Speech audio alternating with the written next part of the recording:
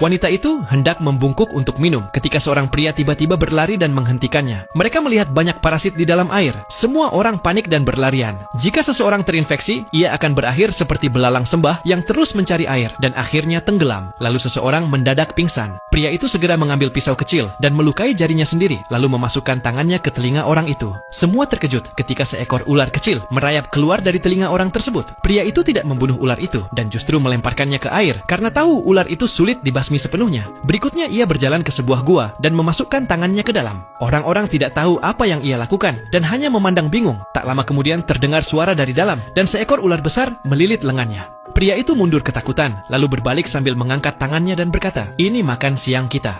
Semua mengira itu hanya makan siang biasa, tetapi pria itu justru memakan ular itu mentah-mentah. Semua orang terkejut. Ia memperingatkan bahwa aroma makanan akan menarik binatang buas, jadi mereka harus makan cepat. Saat mereka makan, seekor piton raksasa merayap turun tanpa disadari. Dalam sekejap, ular itu menggigit seorang anak. Wanita itu dan pria gempal bereaksi paling cepat dan menarik sang anak sekuat tenaga. Yang lain terlalu takut untuk membantu. Ketika keduanya hampir kehabisan tenaga, pria itu menusuk piton tersebut dengan batang kayu tebal. Ular itu membuka mulutnya karena kesakitan, dan anak itu berhasil diselamatkan. Semua bersiap untuk pergi, tetapi pria yang berdandan seperti zombie tidak bergerak. Tiba-tiba sesuatu merayap masuk ke lehernya. Tengah malam, pria itu bertingkah seperti kerasukan dan diam-diam pergi ke arah air. Sepupunya yang lebih tua terbangun dan menyadari ia hilang. Ia memberanikan diri mencarinya. Dari jauh ia melihat pria itu berdiri mematung. Ia mendekat dan menanyakan apa yang ia lakukan sendirian. Sang sepupu memperingatkan bahwa tempat itu berbahaya, tetapi pria itu tidak mendengarkan. Ia mendorong sepupunya dan berjalan masuk ke air, lalu menyelam dan minum dengan rakus. Sepupunya menariknya keluar, tetapi pria itu menggigit tangannya dengan keras. Setelah minum darah, kesadarannya perlahan kembali. Ia teringat apa yang dikatakan pria itu sebelumnya dan menyadari ia telah terinfeksi, tetapi sudah terlambat.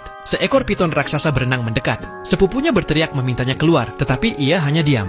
Detik berikutnya, piton itu menyeretnya ke dalam air kini. Tak seorang pun berani tinggal di hutan itu. Mereka harus mengambil jalan pintas melalui sungai dangkal untuk keluar dari hutan hujan tersebut. Itu satu-satunya cara mencapai kapal pria itu dan menyelamatkan diri. Namun baru beberapa langkah berjalan, pria gempal itu merasakan sesuatu bergerak di dalam air. Di hutan penuh ular seperti itu, apakah kalian berani?